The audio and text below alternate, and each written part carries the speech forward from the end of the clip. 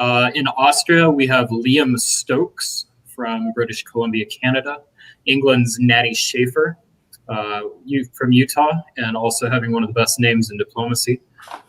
France is Daniel Ogerchuk from Kansas. Germany, Max Gurinas from Illinois. Italy is Maxim Popov in Iowa, who I believe had a very good result in an earlier round. Russia is Michael Lutfi from Florida. And Turkey, we have Daniel Ravinsky from Minnesota. Anything stand out to you about the players on this board? I saw.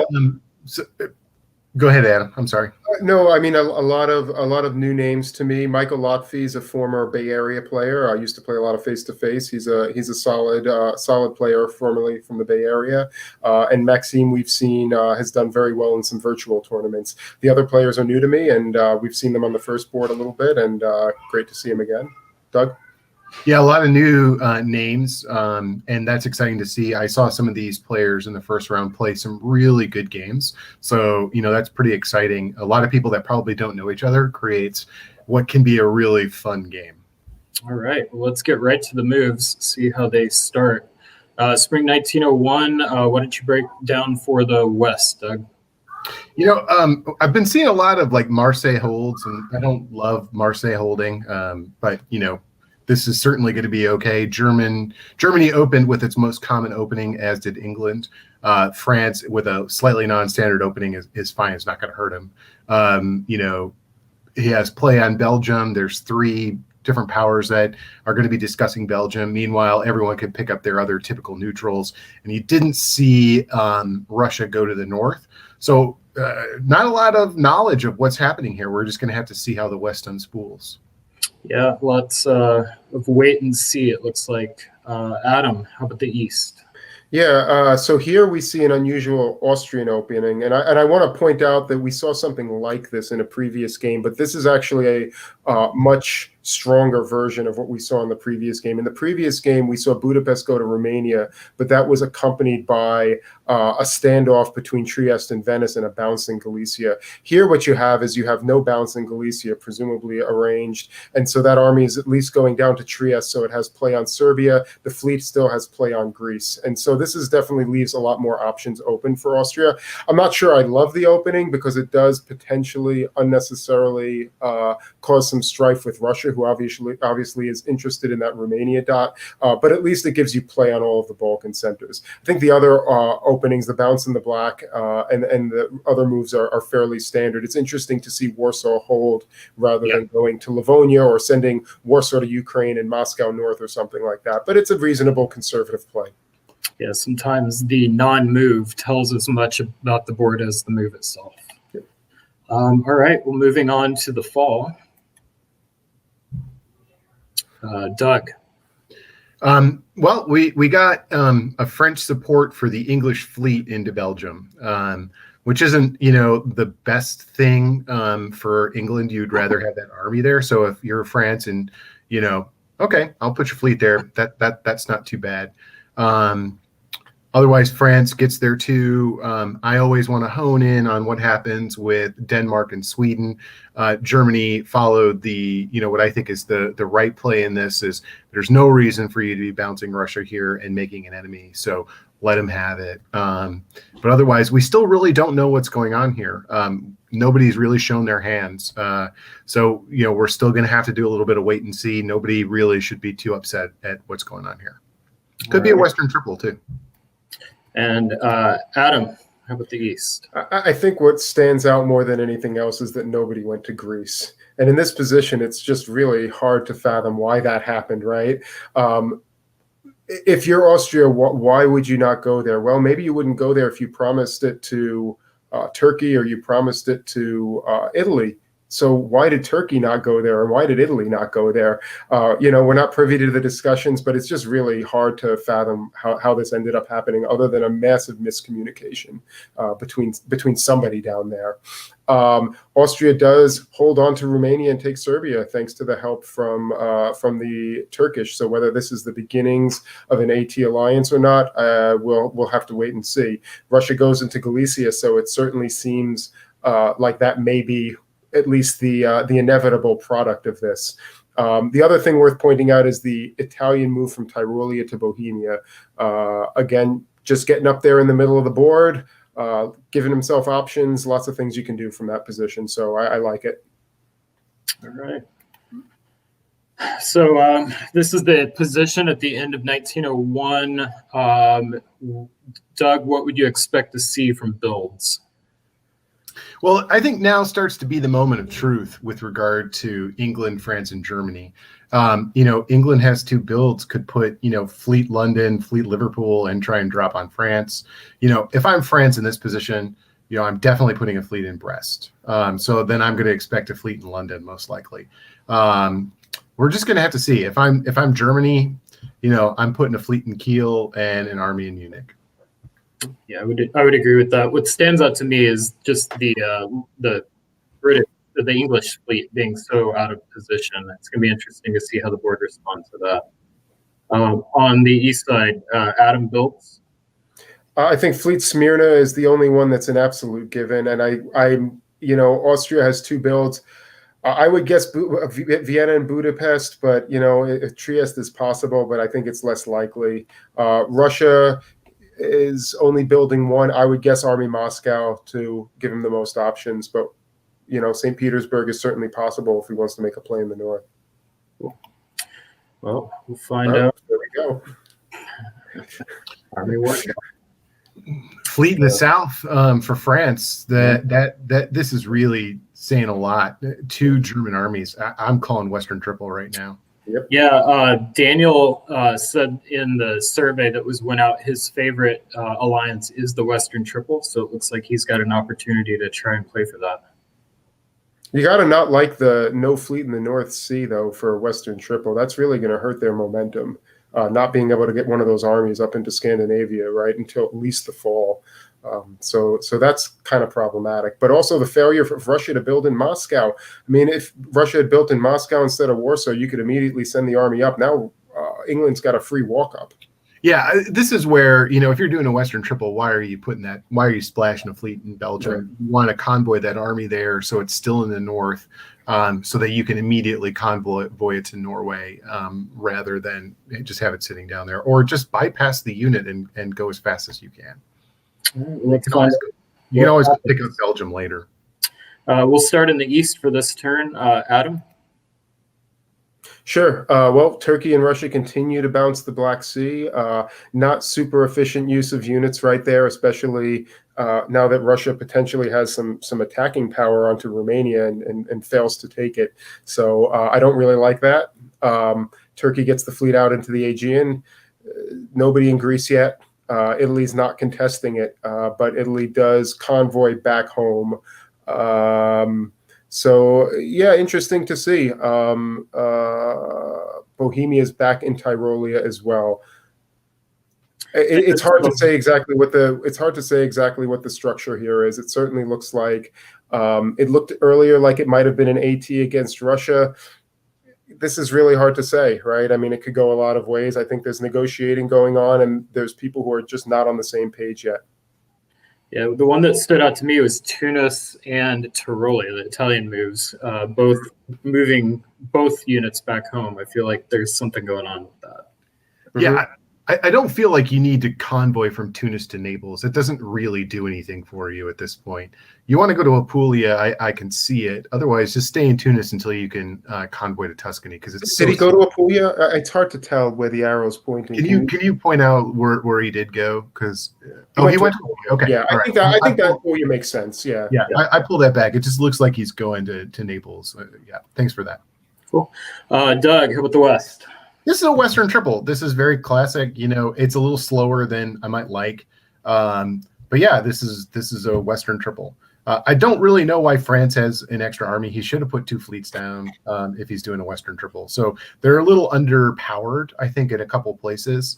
And we'll see if it catches them. Italy's moving that way to stop them, which is the right thing to do. But look, Germany moved west or east to Prussia and Silesia. You've got just a whole host of problems for the East, and they've got to rally and stop this right now, and find out who can stab whom or who's willing to stab whom like straight away. Yeah. So one thing that stood out to me was Norway going to Sweden instead of slipping into St. Pete unopposed. Any thoughts on why that might have been done? I like that. I want to get my army up there. I don't want a fleet stuck up there and then like having to do all the shenanigans to replace it. Germany's willing to put me into Sweden right now. That's great. Then I can support Germany to the Baltic Sea. You know, I can do all the things that need to happen to help Germany move as quickly as can. This is actually the best thing for England. The weakness that he had right here is he didn't have an army convoyable, which is what's going to slow them down a little bit.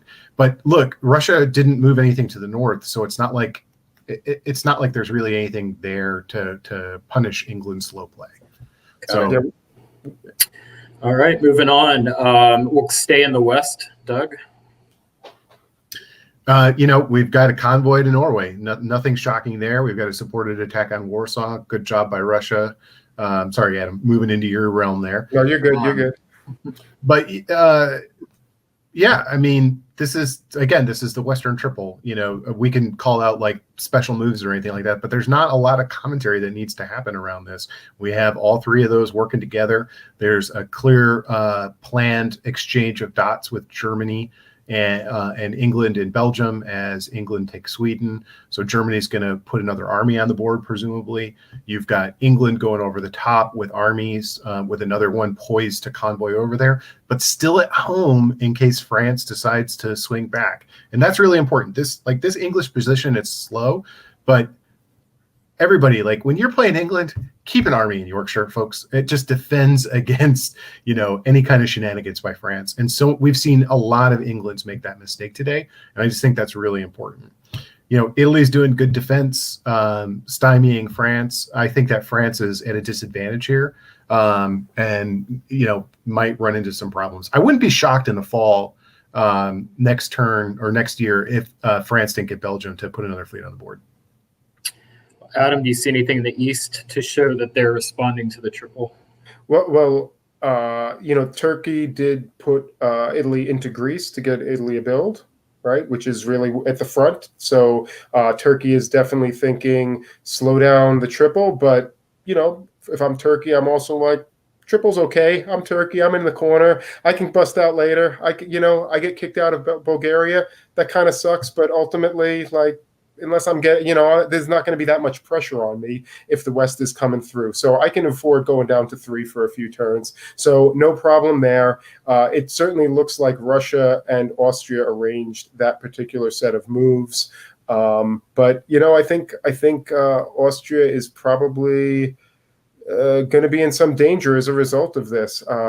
They did move to Bohemia and leave Vienna and Trieste open for the build. So, they could be helpful to a temporary Eastern four-way alliance, but I just don't see that being stable. I think Austria is going to get the bad end of it, but we'll see. I like the defense from Maxim with the bounce of Tyrolia to Piedmont. Absolutely. If that had gone through, that would have been brutal for the East. Yep. I want to say here, I actually really would have liked to have seen the convoy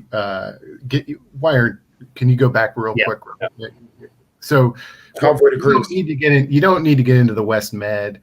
Convoy to Tuscany in this position so that you can get your army into the boot. Then you're dropping down to Marseille. Then you've got Italy into a world of hurt. I think this was a mistake here. Yeah.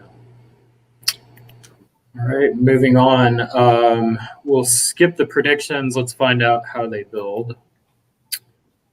Doug, anything stand out in the West?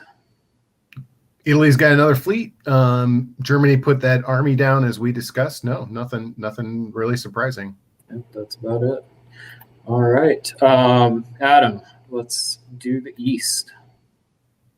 Okay, so certainly stands out that the Austrians are very quick to kick the Italians out of Greece. The Italians walked out anyway, but but the Austrians felt the need to support themselves. But they're not doing anything aggressive. So again, it does look like that's probably an arranged situation. The flip side is, if you're Austria, do you necessarily want Italy pulling in this position? And I'm not sure about that. The Italians do get into Piedmont because the French decide to convoy to North Africa. I'll let Doug comment on that. I don't personally like it, but I'll leave that to Doug. Otherwise, these are coordinated moves between all four Eastern powers, except for perhaps Ukraine going to Sev, which is sort of a cover your butt type of move, just in case.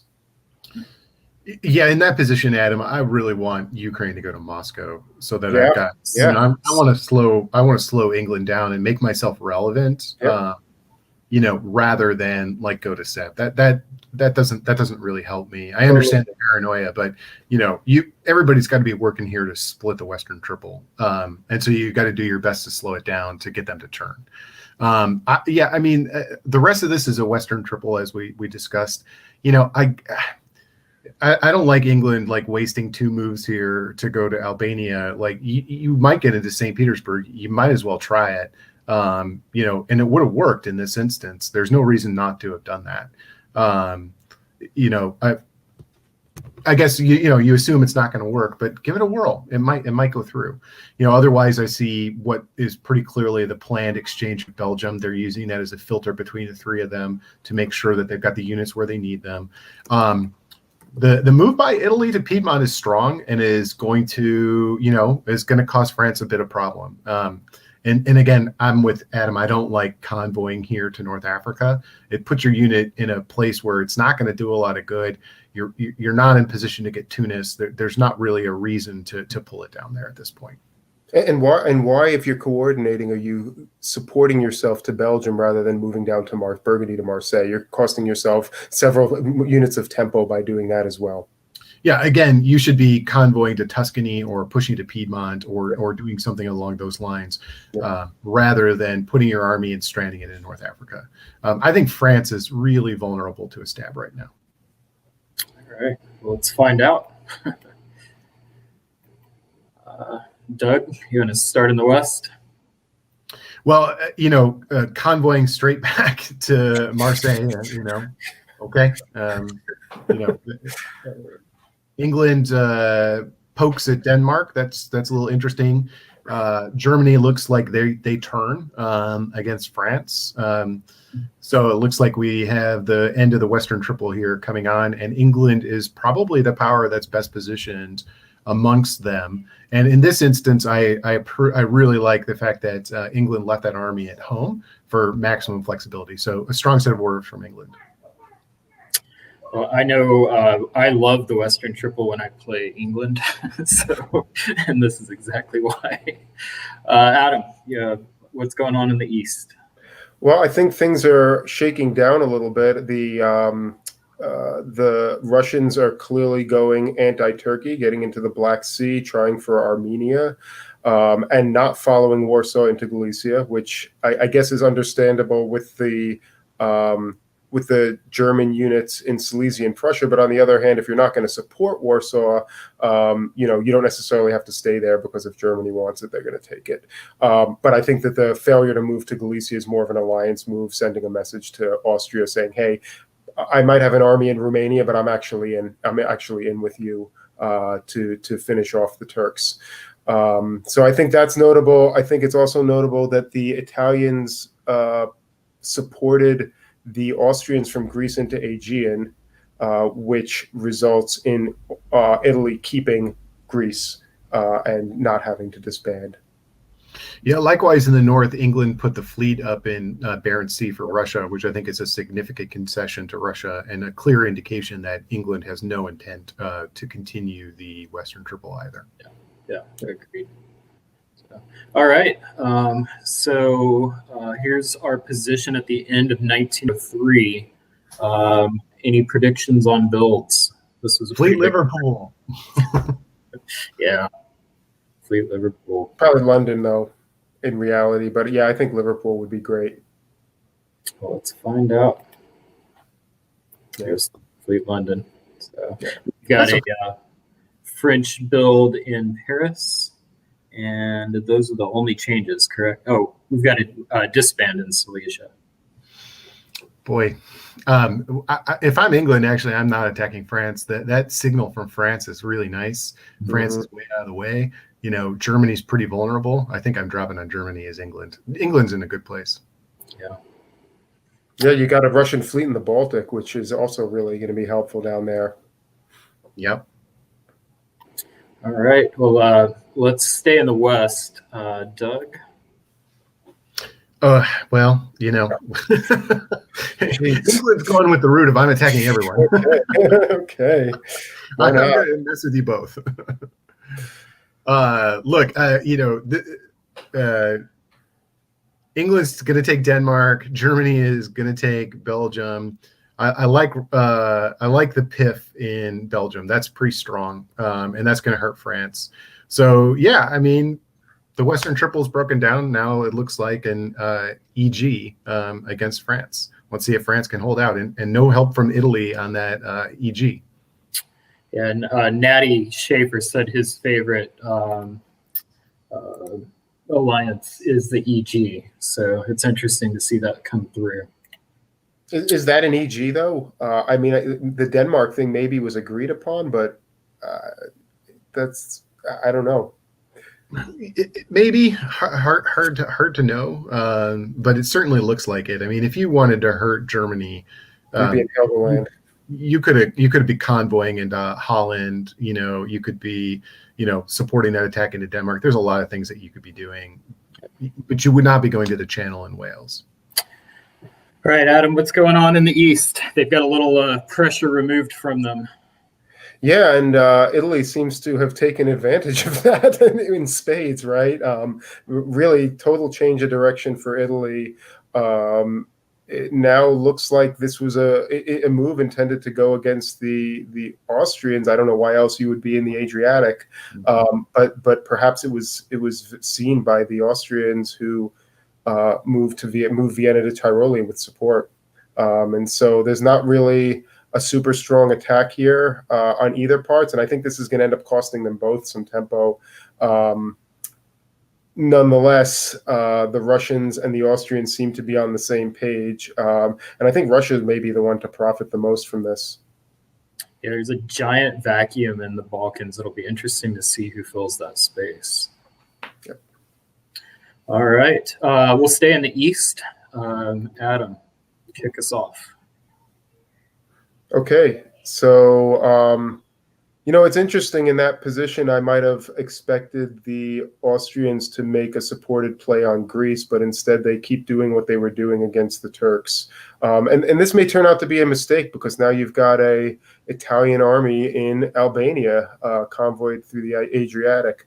So still a tough nut to crack, but maybe you wanted to be a little bit more aggressive against the guy who seems to be attacking you there.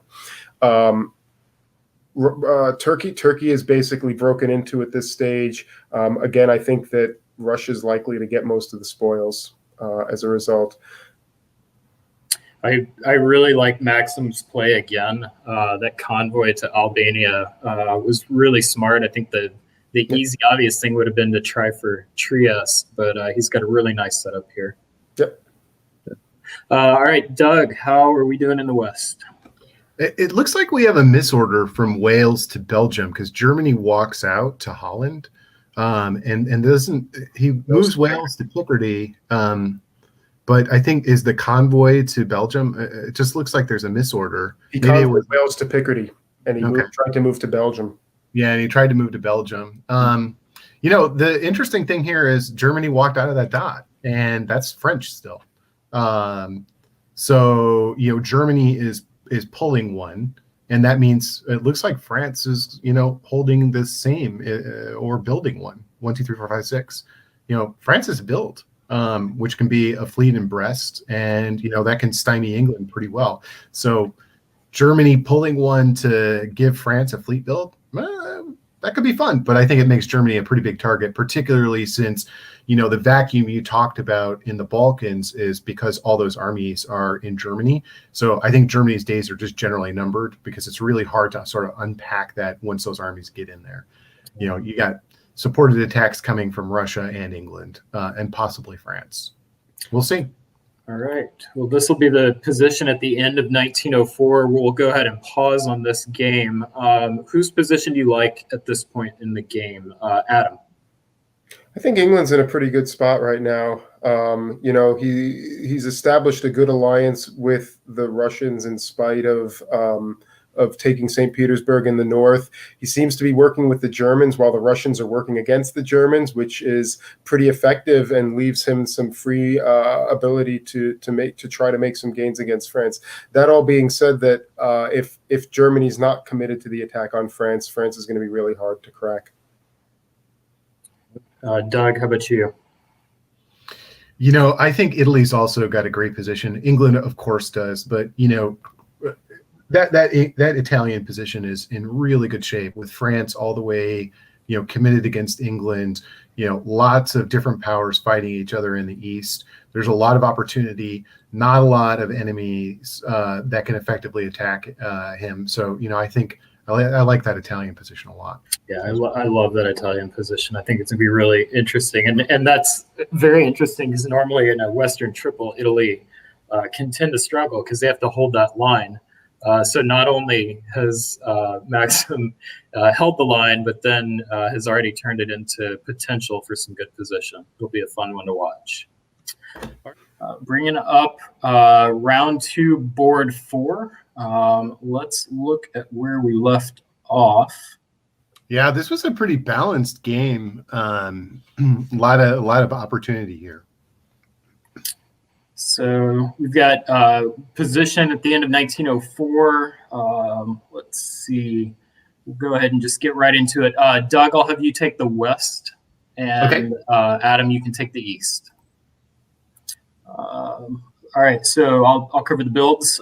We've got a English army in Eddy, French fleet in Brest, and a army in Warsaw. It looks like a disband of East. Anything jump out to either of you? I think the fleet in Brest is a good build. You don't need another army there. And pulling that army from Ruhr is a real nice signal to France as Germany. That really jumps out to me. Yeah. All right. Well, why don't you kick us off in the West? I think the most immediate thing that's of note is the Mid-Atlantic gets into the English Channel, and you've got a follow-up from that. You've got a chain of French units parking themselves in Belgium, giving France a really strong position. I'm not sure that England can do much about it, but, Liverpool and Yorkshire that's really quite defensible. This is going to be a slog to get any dots. And so I like the strong defense that I'm seeing from England. Can England convert that into Germany doing anything? And he does sort of stymie Germany. Germany loses Berlin. Lot of fun play over here in the West. Definitely. Adam, how about the East? Yeah, I'm having a little trouble telling what's supporting what up here. It looks like Greece supported Khan to Bull, and Bull just supported AG into Greece. Okay, so that support got cut, which is why the Turks didn't move forward. The Italians and Austrians fighting each other is there's a clear winner in that battle, and it's Russia, right? So there's a little bit of this kind of circle around kind of deal. So it's not clear that Russia's going to get another Turkish dot this year, but it looks like it's going to be a difficult position for them to make any gains if they're continuing to sit with units just supporting each other and not getting any momentum anywhere. Elsewhere, we see balance in Silesia, and the Russians walk into Berlin. I think this is really interesting because, Russia's got a huge battle in the south, but, if you look holistically at the position, they're able to grow because of Berlin. That's really important for Russia right here. Yep. Yeah, And I think the non-aggression with England, the kind of, Russia's out of the north for the most part, but it's a stable position with England in the north with that fleet in St. Petersburg, and that's working really well for them. All right. In the fall, Adam, go ahead. Yeah. So I guess now we're seeing a little bit of progress, and it looks like maybe AI are actually coordinating a little bit, right? So we actually are pushing the Russians. The Russians go back to Ankara, and the Austrians actually are going to get a dot this year, and so that might be a positive. I'm not quite sure. They do not make any effort to walk into Romania, which would have been an interesting thing to try there, but instead don't really trust the Italians fully and cover Serbia instead. So, Adam, do you feel like they coordinated that with Russia, or was it just coordination between AI? Well, it's hard to say, right? I mean, what was Russia going to do in this position? Was either going to support Khan to hold or support out to Ankara were really the only two options. And this certainly seems like the safer option in case Austria does that, right? So it's hard to say, not being privy to this stuff. I mean, Russia probably would agree to this because there's no other choice. All right, and Doug in the West. Well, I really love this. France and England make a deal, and France gets into Holland, England helps in, and then look at the rest of it. At the same time, France helps Austria into Munich. it's chaos in the West. This is amazing. Germany is now completely shattered, losing Holland and Munich in the same turn. And at the same time, you have and Berlin, so 3 dots, and almost lost Kiel at the same time. So basically, everybody just decided, all right, we have had enough of Max. He needs to leave this game. Sorry, Max, you're brilliant and we love you, but we hate you in this game. I mean, that's clearly what just happened here. All right. So moving on, yes, poor Max has disbands everywhere, keeps Kiel. We've got a French fleet in Marseille, a couple of army builds in Austria, army build in Warsaw.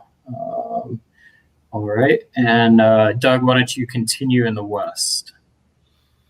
Yeah. So we saw this last turn, France is bouncing in the English Channel. I think that's a little extraneous at this point. You could set up a bounce with England. And then you would have 2 fleets for the south. And, Italy is just very vulnerable. I really wish I'd seen that. Love the support into Ruhr. That's fantastic. Nicely done. And at the same time, they don't really let Russia have Kiel. So it was a 1-turn play. So it looks like the EF has revived itself. Adam in the East.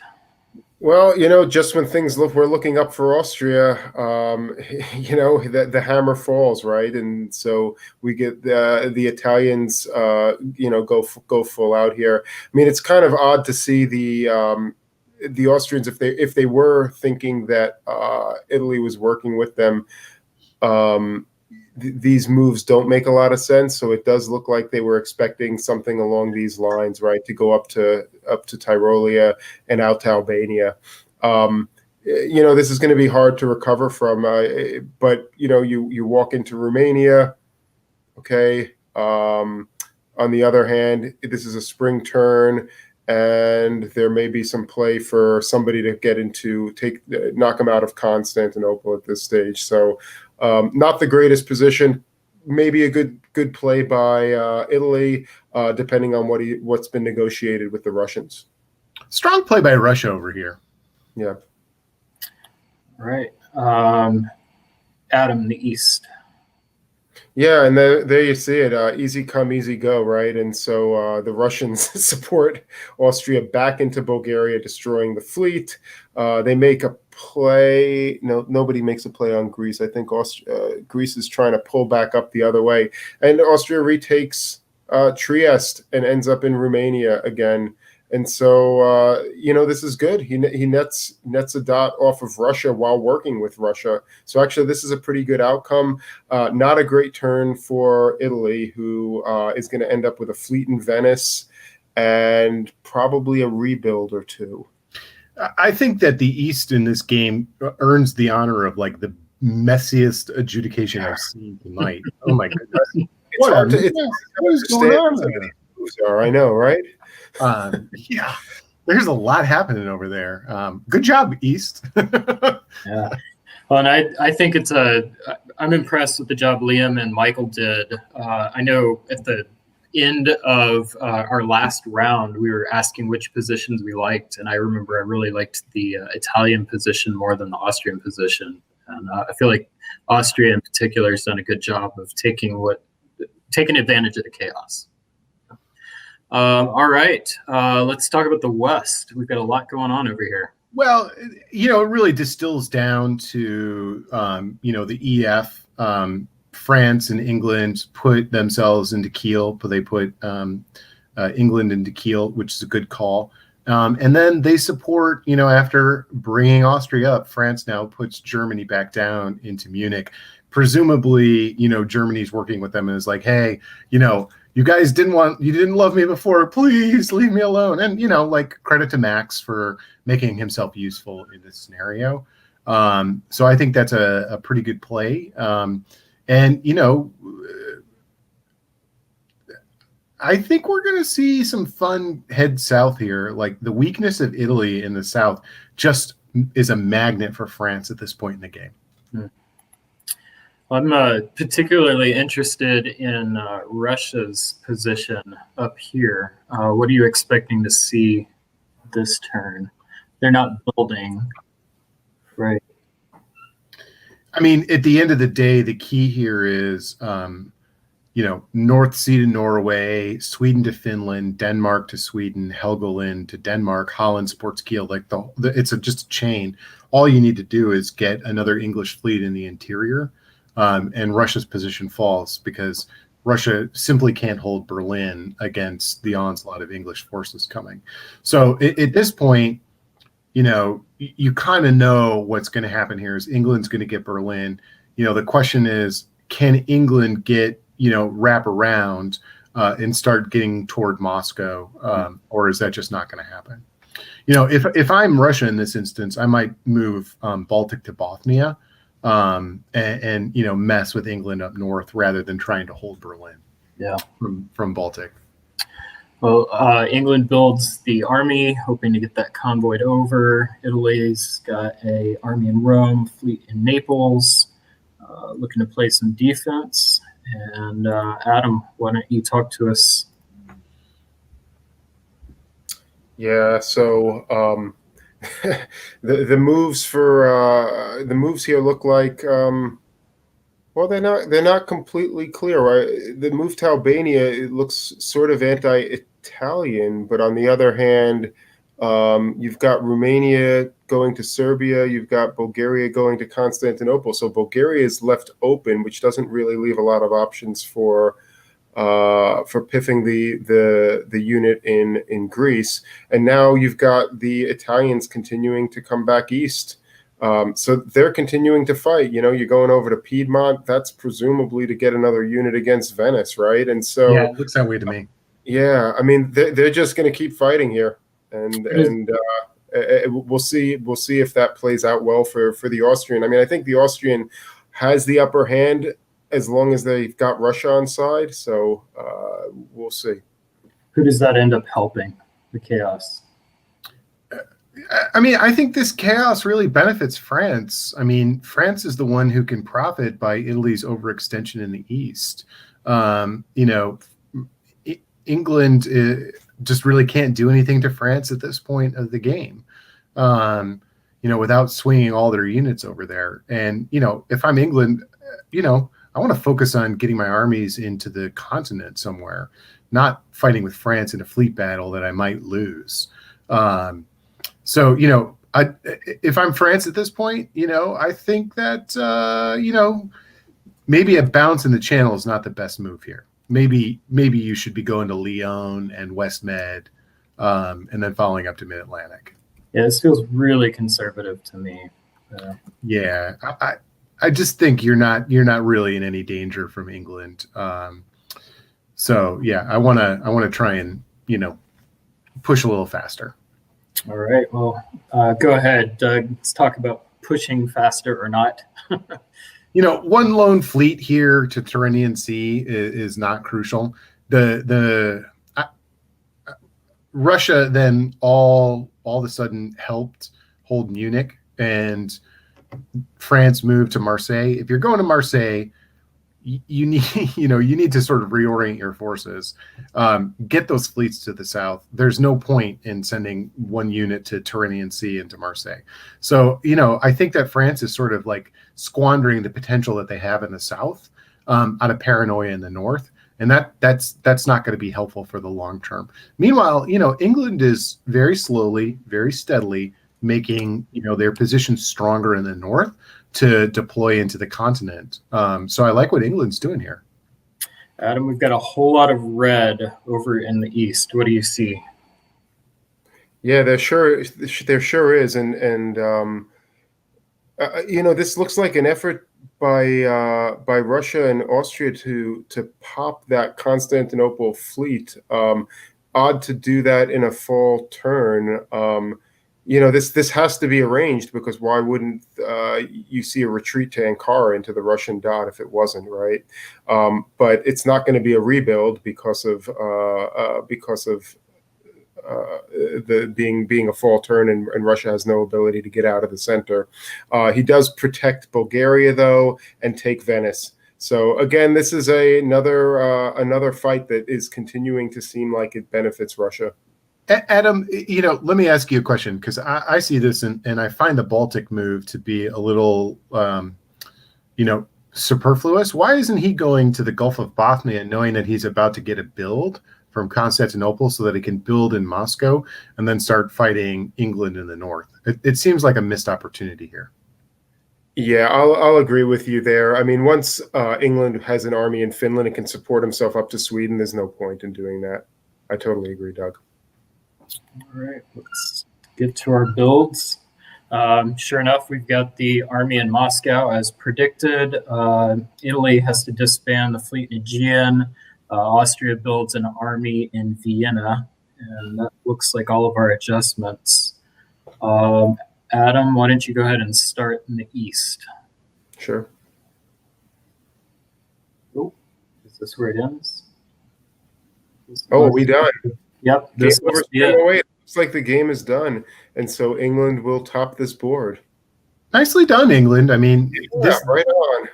This wasn't, this didn't seem likely that long ago. I mean, this is a pretty strong recovery and strong play from England. So I want to give Natty here, some congratulations for, a job well done. Yeah, congratulations, Natty.